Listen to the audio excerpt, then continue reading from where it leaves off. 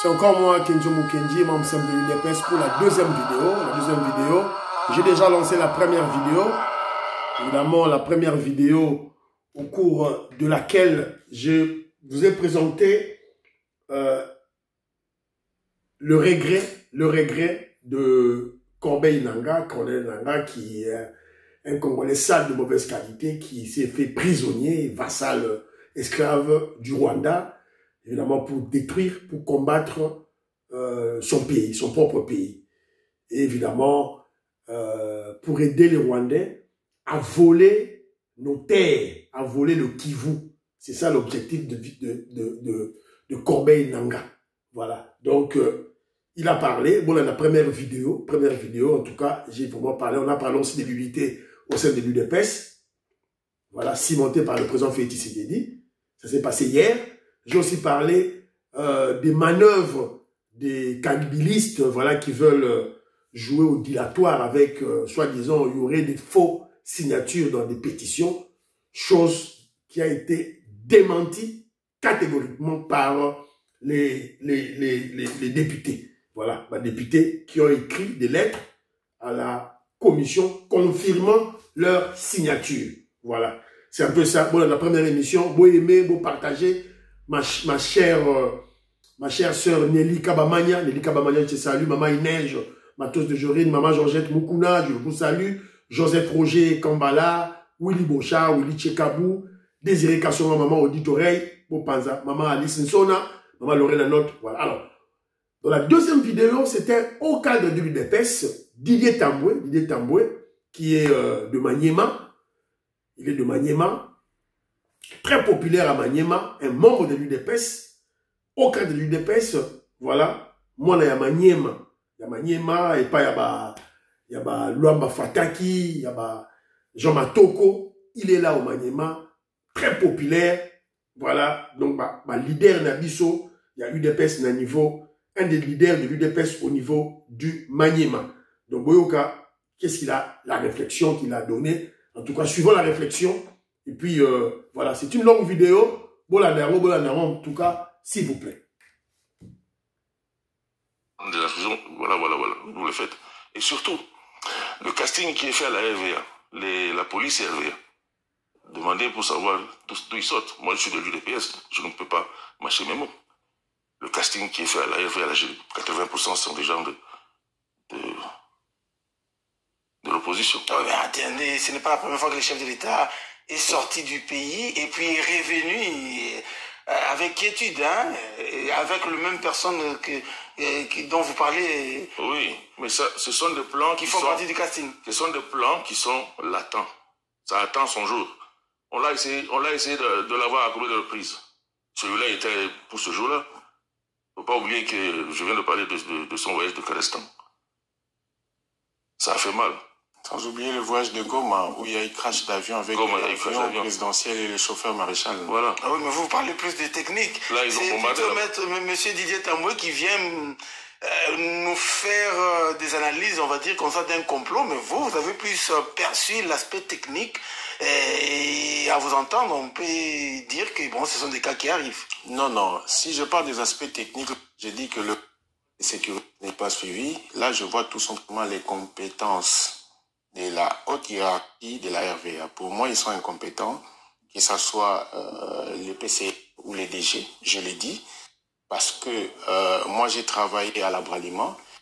Lorsque vous arrivez, vous voyez que d'abord, vous êtes formé régulièrement en termes de normes de sécurité et c'est suivi à la loupe. C'est ça que j'ai appelé les stimulations. Oui. Chose qui n'est pas... Nous, on respecte le standard. Simulation. Oui. Simulation, pas stimulation. Ah, oui, simulation. Oui.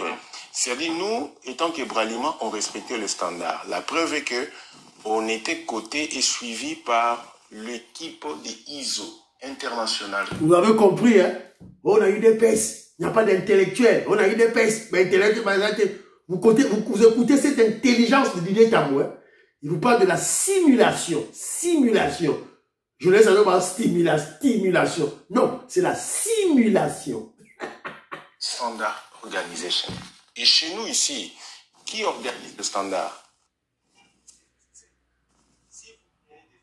ici, vous verrez qu'il y a des stickers où on mentionne que ça a été vérifié, ça a été contrôlé par l'OCC. Qu'on parle aujourd'hui de la RVA, est-ce qu'on peut accepter aujourd'hui un PCA dire que les matériels sont bien sûr vétustes? Mais c'est de la RVA. Lorsqu'on parle de GoPass, l'aéroport d'Ndjili, selon les chiffres que j'ai, en termes de GoPass, le minimum, le jour, c'est à peu près 55 000 $ en termes de GoPass. Mais la démocratie du Congo, c'est combien d'aéroports? La République démocratique du Congo, c'est combien d'aéroports? Mais il n'y a pas que le GoPass. Il y a aussi notre boulevard aérien qui est facturé. C'est lui, M. Didier, qui pourra me dire, qui pourra d'ailleurs nous donner des explications quant à ça, parce que c'est un aviateur et il est pilote des formations. Donc je pense qu'il pourra nous éclairer comment on facture. Et la RVA, c'est autant d'aéroports en République démocratique du Congo. On a donné le prix. Et comment donc on peut parler de matériel vétuste avec tout ce que génère justement la RVA, si je suis votre regard? Non, effectivement. J'ai suivi d'ailleurs une vidéo d'un monsieur qui est passé sur Bossolo hier, c'est aussi un aviateur, qui a dit que non, on a essayé d'utiliser même la radio de Server, des services air, de la compagnie des Indiens. Lorsqu'il parle d'un coup monté, moi je le dis quelque part, ça commence à se justifier, ça commence à s'éclaircir. Pourquoi? Ce qui a fait que pendant ces temps-là, que cette radio-là de courte portée soit utilisée, alors que la RVA, c'est pas ce matériel-là. Ce sont des questions qu'on doit se poser. Il s'agit de la vie d'un citoyen qui n'est pas comme tout le monde, mais il s'agit d'un président de la République. Et je pense que lorsque l'avion présidentiel quitte un territoire en dehors de l'Afrique, dès qu'elle s'entre par l'Afrique, parce que tel que j'ai suivi le mouvement, et en quoi par l'Égypte. De l'Égypte jusqu'ici, ça fait 5 heures. Je crois que même les équipes de sécurité, même les agences de renseignement, les services d'intelligence devaient avoir les yeux braqués. On a suivi à la télé, on a suivi même dans des films, des cas pareils sont arrivés. Ils se sont servis des véhicules pour que l'avion puisse atterrir. Ils se sont servis des phares des véhicules pour permettre aux pilotes de comprendre que c'est par là où je vais atterrir. Si vous pouvez me permettre, je vais une anecdote de ce qui m'est arrivé une fois. J'ai effectué un vol sur Bunia. À l'époque, il n'était pas balisé. Et il n'y avait pas d'électricité non plus à Bunia comme il y a aujourd'hui. Nous sommes arrivés dans la ville de Bunia, il était 20 heures local. Pas d'électricité, pas de balise. La population a compris que... Oui, bien sûr. La population a compris qu'il y avait un avion en détresse parce que dès que le carburant... C'est ce qu'on a fait, on a tenté de faire avec le chef de l'État. On l'a tenu en holding dans l'espoir on lui a donné 2 possibilités. En holding dans l'espoir que le carburant se termine et il va cacher, c'est clair. Ou bien alors la possibilité d'aller sur Brazzaville. Voilà les 2 pièges. C'est là-bas où on attendait. Donc, nous arrivons à Bunia, il est 20 heures local. La population comprend que nous sommes en détresse. Et que si on doit s'écraser, on va certainement s'écraser sur leur tête. Qu'est-ce qu'ils vont faire? Ils vont s'organiser. Ils ont aligné des... Voilà, ils ont aligné des voitures, tout et tout là. Voilà, tout reste sur deuxième partie. En 2 volets. D'abord, il faut commencer par savoir que nous sommes en politique. S'il y a eu acte, il faut d'abord savoir que c'était des visées politiques. Le chef de l'État revenait d'un voyage très capital au Kazakhstan. Les intérêts de la République, il est allé confisquer là-bas, a dû faire mal à des hautes sphères. Et ça doit venir de là. Maintenant, ce sont des politiques, ils vont faire une action et ils vont réfléchir sur ça. C'est comme ça que ça va passer par l'aviation, puisque le chef va descendre en Djili. C'est par là qu'ils vont essayer d'élaborer un plan. Mais il faut élaborer ce plan avec les connaissances de l'aviation. Sinon, ce n'est pas faisable. Et puis, il faut élaborer ce plan avec des autorités. C'est pour cela que vous parlez de la RVA. Vous devez placer des autorités qui ont en principe des grandes responsabilités, qui peuvent donner des instructions à certaines personnes et qui doivent respecter les instructions qu'on leur a données.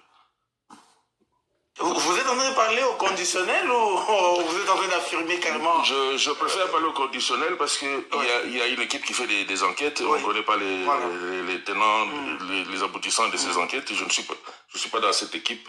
Et puis même si j'étais dans l'équipe, je ne viendrais pas divulguer. Exactement. Mais j'essaie de concevoir comme si j'étais avec eux, ou si j'ai travaillé à la RVA, ou si je gérais la RVA, je peux comprendre par où ils sont passés. Par où ils ont dû établir les plans, les pièges, parce que ce sont des pièges.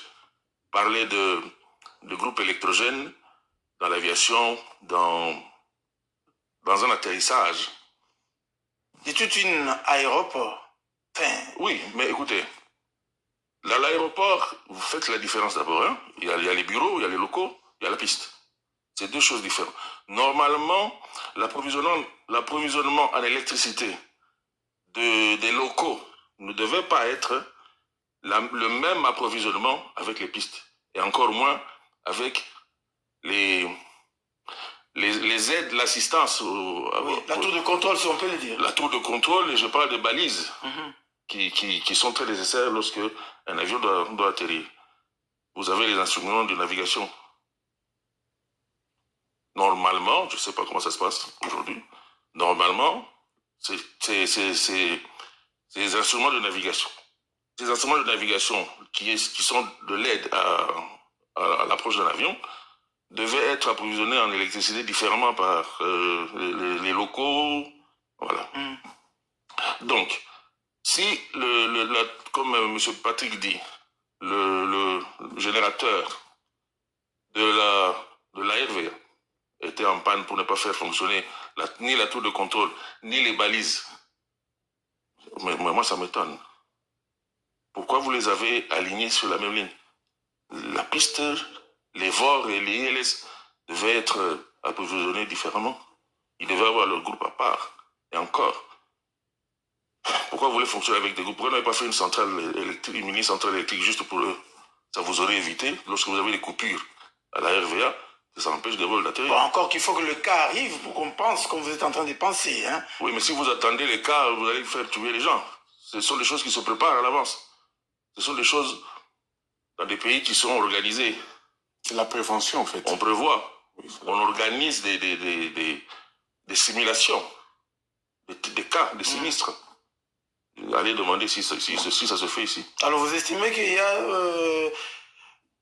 des responsables au niveau de la RVA qui doivent être interpellés, ou c'est un cas qui était un cas invisible? Je ne pense pas que ce soit un cas imprévisible. Parce que le coup tel qu'il a été monté, pour moi c'est un coup qui a été monté, ils ont forcé l'avion du président à atterrir à Brazzaville. Ils ont forcé. C'est pour cela qu'ils ont éteint toutes les balises. Pour empêcher que l'avion atterrisse, ils vont prendre des prétextes. Qu'avant le chef, il y avait d'autres avions qui sont venus, qu'on a déviés vers Brazzaville. Ce sont des prétextes. Mais le plan était établi pour le chef. Il devait être dévié à Brazzaville. Maintenant, il faut maintenant vérifier avec les enquêtes, aller jusqu'à Brazzaville. Qui était à Brazzaville à ce moment-là, à l'aérodrome de Mayama, à l'aéroport de Mayama? Je pense que ça allait se jouer là-bas. Y a-t-il des gens qui doivent être interpellés précisément? À Mayama, on n'a pas de... Non, ici chez nous. Hein. Pour que lorsqu'on explique qu'il y avait... Oui, comme je dis tout à l'heure, ce n'est pas faisable si vous n'avez pas de la complicité dans la RVA. Et il faut que ce soit des gens qui sont bien placés pour être capables de donner des instructions et que ces instructions soient suivies. C'est pas faisable. Ce n'est pas donné à tout le monde de le faire.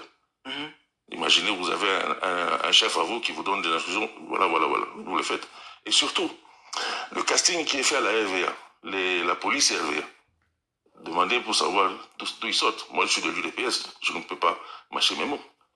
Le casting qui est fait à la RVA, 80% sont des gens de... Voilà. Je m'arrête là. Vous avez vu que c'était pratiquement deux vidéos, deux parties, voilà, qui devaient se suivre. J'ai peut-être mélangé les positions, mais vous avez compris la réflexion de ce haut cadre du UDPS, Didier Tamboué, un pilote de formation. Une occasion pour moi de vous confirmer qu'au sein de l'UDPS, au sein de notre mouvement, il y a des intellectuels de haute facture. Fachi Béton. Mais Didier Tamboué là, pourquoi pas le placer DG de la RVA?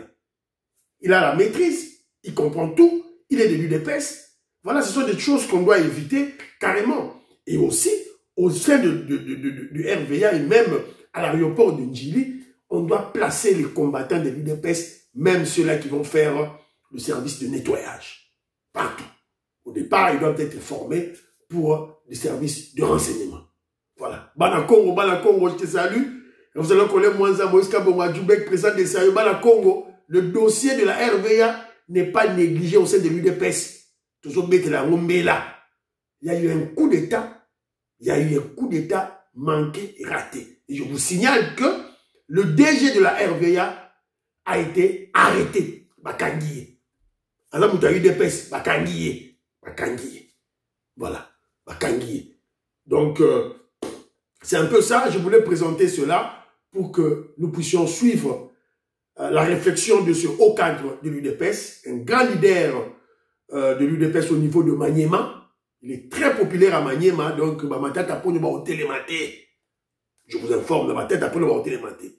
Donc je crois que voilà, donc Toto ya Maniema, Loma Fataki, Jean Matoko, voilà votre frère qui fait du bon travail pour le parti. On doit le soutenir, on doit soutenir notre frère Didier Tamboué. Voilà, vous avez compris la réflexion, niveau à réflexion, le niveau de la maîtrise de l'aviation civile. Donc, il n'y a pas photo, il n'y a pas match. Voilà, c'est un peu ça. Je voulais présenter cela, Joseph Roger Kambala, Gaston Fouanja, Jean-Pierre Loufoulouabo, Christian Cagné, Fiston Lendo. Voilà, vous partagez l'émission, s'il vous plaît. Maman audite oreille, bye bye bye bye. À la prochaine.